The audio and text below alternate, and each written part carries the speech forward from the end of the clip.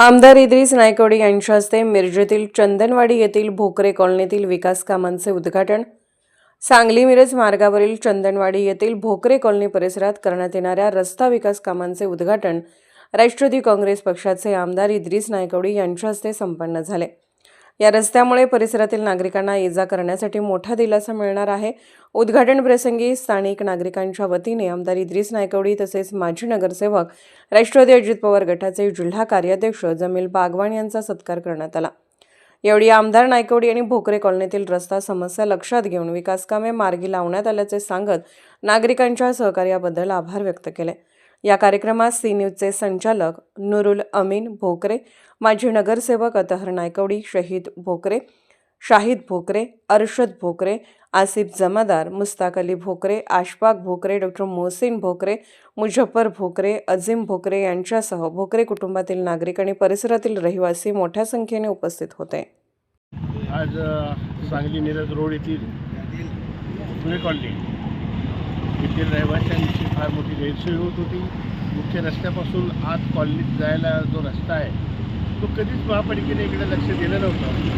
पण आमचे सर्व भोकरे कॉलनीतील आमचे सर्व रहिवाशी यांनी मागणी केलेलीच होती. सातत्याने ते मागणी करतही होते.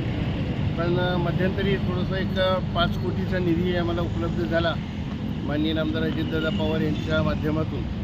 आणि मग आम्ही त्या 5 कोटीच्या नियोजनात सगळे अशीच पद्धतीची दुर्लक्षित असणारी 4-5 कामं एकत्रित करून त्या ठिकाणी आम्ही पप्पू यादव घर ते वगैरे आणि लक्ष्मीमाता कॉलनी आणि भोकरे कॉलनी असं तिन्ही ठिकाणचे रस्ते आम्ही 50 लाख रुपयाचा निधी यासाठी धरला आणि त्याची निविदा प्रक्रिया वगैरे सर्व झाली आणि आज या कामाचा शुभारंभ होतो आहे. या कामासाठी माजी नगरसेवक आदरणीय आमचे सहकारी जमीलभाई बागवान व अतहर नायकवडी या दोघांनी फार प्रयत्न केलेले आहेत, पाठपुरावा केलेला आहे आणि आज त्यांच्या पाठपुराव्याला यश येत आहे.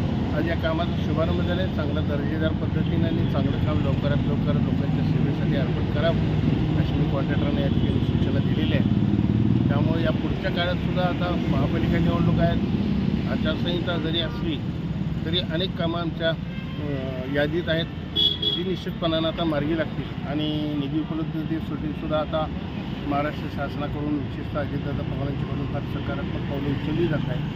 त्यामुळे नजीकच्या काळात आपल्याला मिरज आणि सांगली या शहरातील कुपवाड शहरातील अनेक कामं मार्गी लागलेली आपल्याला दिसली.